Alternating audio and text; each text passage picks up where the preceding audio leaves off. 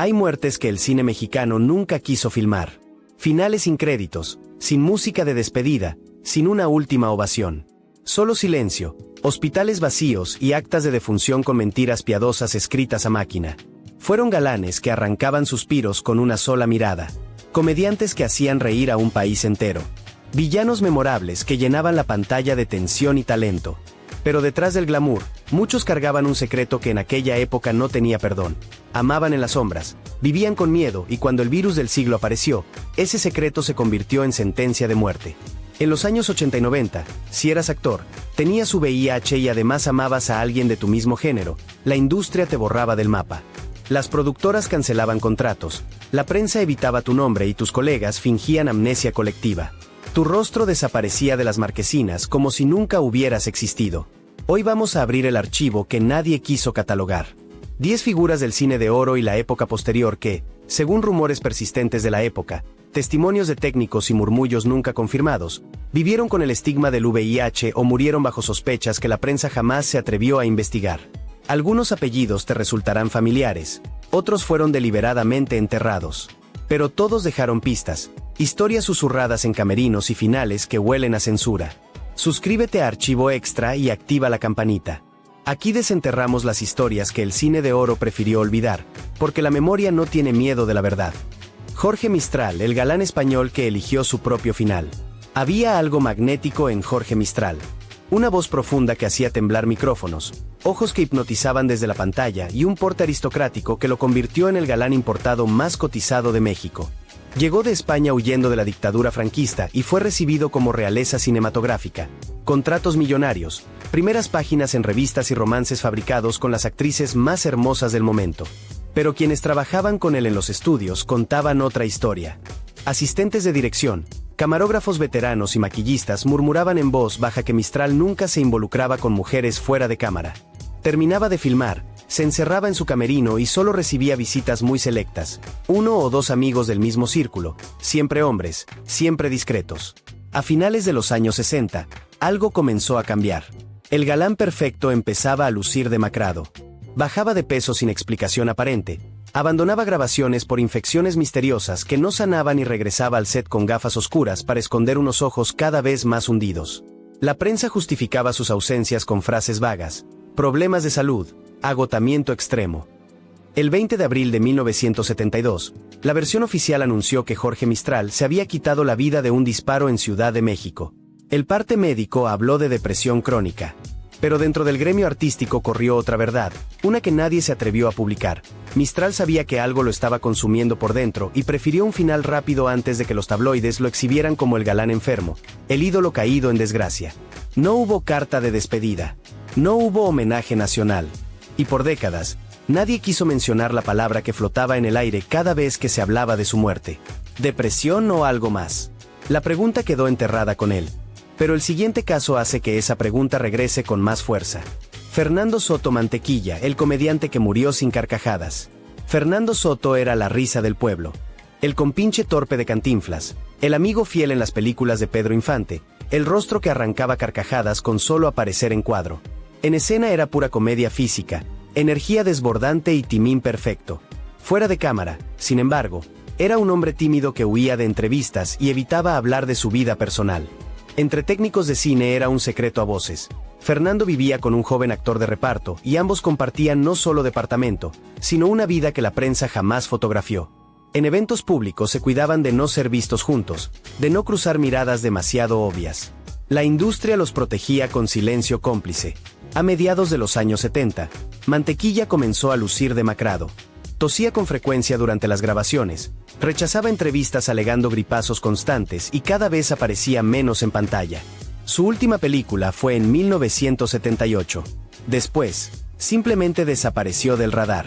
En 1980, Fernando Soto murió en un departamento modesto de la Ciudad de México. El parte médico oficial habló de complicaciones por diabetes y problemas respiratorios crónicos. Pero un exguionista del cine de oro reveló años después que los síntomas que describían quienes lo vieron en sus últimos días cuadraban al milímetro con VIH avanzado, infecciones en la piel que no sanaban, pérdida drástica de masa muscular, fiebres nocturnas inexplicables. Murió rodeado de apenas un puñado de amigos cercanos. Sin prensa. sin velorio masivo, sin una sola mención en los programas de variedades que tanto habían celebrado su talento. El virus le quitó el aliento, si es que lo tuvo. Pero el silencio de la industria le robó algo peor, el recuerdo. ¿Por qué un comediante tan amado fue olvidado tan rápido? La respuesta podría estar en el siguiente nombre. Carlos Navarro, el perfil griego que se quedó sin voz. Carlos Navarro era lo más cercano a la perfección clásica que el cine mexicano produjo. Perfil griego, actuación impecable y una presencia que bastaba para llenar la pantalla sin decir una palabra. Era el galán serio, el héroe silencioso, el tipo de actor que hacía suspirar a las mujeres con un simple gesto de cejas. Pero había algo extraño en su biografía pública. Nunca se le conocieron novias estables. Los reporteros de espectáculos lo justificaban con eufemismos elegantes, demasiado espiritual, casado con su arte, un romántico en busca del amor perfecto. Las actrices de teatro, en cambio, contaban otra cosa en voz baja. Carlos vivía enamorado de un músico con el que compartía departamento en la colonia Condesa. A finales de los años 60, Carlos Navarro dejó de rodar películas abruptamente. En 1969, con apenas 47 años, falleció. El acta de defunción indicó tumor maligno en la columna vertebral. Velorio privado. Familia hermética. Cero declaraciones a la prensa. Décadas después, el escritor Ricardo Garibay insinuó en una entrevista que Carlos Navarro fue uno de los primeros actores mexicanos en morir por un virus misterioso que destruía el sistema inmune. La familia, temerosa del estigma social, habría ocultado exámenes médicos y evitado cualquier homenaje que pudiera desatar preguntas incómodas. Así se apagó un galán que, para proteger su imagen y la de su familia, nunca pudo revelar a quien amaba de verdad. Pero si crees que este caso es impactante, espera a conocer al siguiente. Julio Alemán, el caballero que peleó su batalla en secreto. Julio Alemán era elegancia hecha persona. Saltó del cine al melodrama televisivo sin perder un ápice de clase. En entrevistas hablaba de disciplina, patria, familia y valores. Era el galán de las madres, el yerno perfecto, el caballero que todas las telenovelas querían en su elenco. Pero tras bambalinas, en fiestas privadas y hoteles discretos, corrían rumores sobre romances con hombres mucho más jóvenes. En los años 80, mientras grababa telenovelas diarias con horarios infernales, Julio comenzó a sufrir neumonías recurrentes, fatiga extrema y bajas de peso que maquillaban con luces y vestuario estratégico. Oficialmente, combatía un cáncer pulmonar. Extraoficialmente, médicos del set comentaban entre susurros que su sistema inmunológico estaba destruido y que el cáncer era apenas una consecuencia oportunista. Julio Alemán murió en abril de 2012, rodeado de titulares que ensalzaban su legado como pionero de la telenovela mexicana. Ningún medio mencionó la posibilidad del VIH. Ningún obituario se atrevió a preguntar por qué un hombre de su cuidado físico cayó tan rápido ante una enfermedad que decían controlada. Amigos muy cercanos al actor afirman que sus últimos años fueron una lucha doble, contra la enfermedad que lo consumía y contra ejecutivos de Televisa que le exigieron guardar absoluto silencio para no manchar su legado familiar. ¿Cáncer o censura? Nunca lo sabremos, pero el siguiente caso tiene un final aún más sombrío. Alberto Mariscal, el villano vencido por una enfermedad sin nombre. Con ese rostro duro tallado en piedra, Alberto Mariscal interpretó a los villanos más memorables del cine mexicano: jueces corruptos, padres autoritarios, generales despiadados. Tras las cámaras también dirigió películas y fue mentor de toda una generación de cineastas jóvenes. Era respetado, temido y admirado. También era asiduo a fiestas privadas muy particulares. Según un iluminador veterano que trabajó con él durante años, esas reuniones eran exclusivamente masculinas y operaban bajo un pacto de silencio absoluto. Nadie hablaba de lo que pasaba ahí. Nadie preguntaba. Nadie publicaba. En 1986, una columna de espectáculos publicó una nota críptica: un veterano director de cine está irreconocible debido a una dolencia letal que los médicos no logran controlar. No dieron nombres, pero todos en la industria supieron de inmediato que hablaban de Alberto Mariscal. Durante años siguió saliendo a los sets, pero cada vez más maquillado para cubrir manchas oscuras en la piel. Usaba bastón para dirigir, algo impensable en un hombre que siempre había presumido fortaleza física. Murió en abril de 2010. Las notas de prensa culparon a la edad avanzada y un enfisema pulmonar crónico. Pero sus colaboradores más cercanos describían síntomas idénticos a los de SIDA terminal, infecciones oportunistas, pérdida extrema de peso, neumonías recurrentes, deterioro acelerado. Aquella noche de su muerte no hubo alfombra roja ni discursos de despedida. El público olvidó al villano. Y si hubo un virus, también ganó esa batalla en silencio. Pero la historia no termina ahí. El siguiente caso es aún más doloroso. Carlos Rotzinger, la voz prodigiosa que fue silenciada 2 veces. Si alguna vez escuchaste doblajes perfectos de actores europeos en películas clásicas, probablemente oíste a Carlos Rotzinger sin saberlo. Tenía una de las voces más prodigiosas del doblaje mexicano, versátil, profunda, capaz de transmitir cualquier emoción con una sola frase. Amaba el teatro, pero el micrófono le dio fama y sustento. Nunca se casó. Compartía casa con un asistente de sonido, pero en público se trataban de amigos de toda la vida. Era el código de la época, vivir juntos sin serlo oficialmente. A finales de los años 80, Carlos comenzó a faltar a sesiones de grabación. Los directores de doblaje se quejaban de su extrema delgadez y de un sarpullido persistente que le asomaba en el cuello. Cuando los rumores de que tenía SIDA empezaron a circular, algunos estudios tomaron una decisión brutal. Borraron su nombre de los créditos y volvieron a grabar sus diálogos con otras voces para evitar controversia. Carlos Rotzinger falleció en 1993 en un hospital público de la Ciudad de México. No hubo una sola columna de obituario en la prensa especializada. Su pareja no pudo reclamar el cuerpo legalmente, y muchas de las cintas donde prestó su talento fueron reeditadas sin rastro de su voz.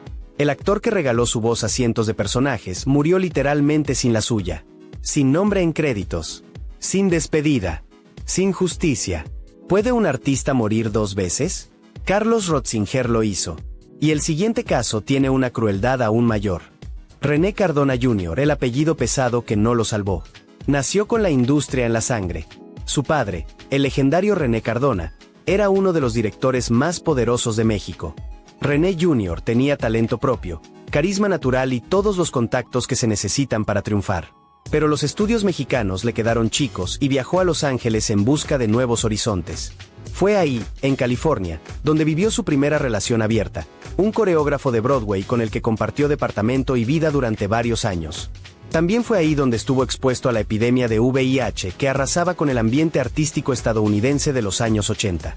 Amigos cercanos relatan que René Jr. volvió a México transformado, flaco, con fiebre constante, manchas oscuras en la piel que intentaba cubrir con maquillaje teatral. Aún así seguía firmando autógrafos, asistiendo a estrenos y sonriendo para las cámaras sin revelar el tormento interno que cargaba.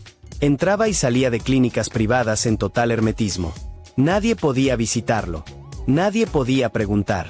A inicios de los años 90, René Cardona Jr. murió. Su familia organizó un funeral express, prohibió fotografías y evitó a toda costa hablar de la causa de muerte. Para el público, fue una neumonía mal cuidada. Para quienes lo vieron agonizar en sus últimos días, fue SIDA y miedo acumulado durante años. Ni siquiera el apellido más poderoso del cine mexicano pudo protegerlo del estigma. Pero el siguiente caso demuestra que lo peor no es morir solo. Ernesto Yáñez, el gigante escénico al que echaron de su propio funeral. Ernesto Yáñez era una fuerza de la naturaleza sobre el escenario. Energía brutal, presencia magnética, voz atronadora. Podía llenar un teatro con solo respirar. Pero fuera del escenario, era tímido hasta la timidez. Compartía su vida con un diseñador de vestuario que jamás fue acreditado públicamente como su pareja. Cuando le diagnosticaron VIH a principios de los años 90, Ernesto tomó una decisión: seguir actuando. Pese a la fiebre, las diarreas constantes y la debilidad extrema, seguía subiendo al escenario noche tras noche. A veces usaba pañales bajo el vestuario. A veces se desmayaba en camerino. Pero nunca dejó de actuar. Según los registros, Ernesto Yáñez falleció en 2020 por COVID-19. Pero algunos testimonios sugieren confusiones con fechas y condiciones previas. Lo que sí es verificable es lo que pasó en su velorio décadas atrás, cuando su salud ya estaba deteriorada. La familia expulsó al diseñador de vestuario con insultos brutales. Eso que tú eras con él no se menciona aquí. Vete. Le impidieron acercarse al ataúd. Tiraron a la basura la carta de despedida que intentó colocar. La prensa reportó causas naturales. Los aplausos que tanto mereció se convirtieron en un portazo de vergüenza. ¿Puede un artista morir sin dignidad? Ernesto Yáñez es la prueba de que sí. Pero el último caso cierra este archivo con una tristeza infinita.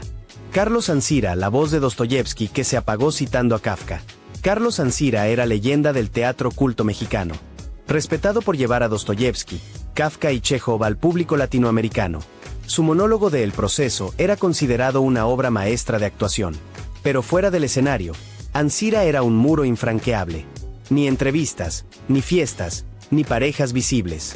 Dentro del medio teatral se hablaba en voz baja de un joven dramaturgo con quien compartía casa en la Narvarte.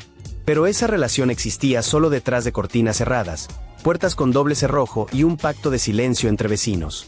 A mediados de 1986, Carlos comenzó a cancelar funciones. Aparecía en los ensayos pálido, con las mejillas hundidas, y apenas podía proyectar esa voz grave y profunda que lo había hecho famoso. Tosía sangre en los camerinos. Se desmayaba entre escena y escena. Nunca aceptó ingresar a un hospital público. Temía que se filtrara su diagnóstico. Temía los titulares. Temía la vergüenza pública que destruiría no solo su carrera, sino la del joven que amaba. Carlos Ancira murió en 1987 con la voz apenas perceptible, susurrando versos de Kafka que nadie más alcanzó a escuchar. El entierro fue breve, sin homenajes, sin teatro lleno. El dramaturgo, su gran amor, quedó fuera de la lista de invitados oficiales y fue borrado de la historia como si nunca hubiera existido. Su nombre desapareció de programas de mano. Sus grabaciones fueron archivadas sin catalogar. Y nadie volvió a mencionar al hombre que le dio voz a los clásicos rusos en español.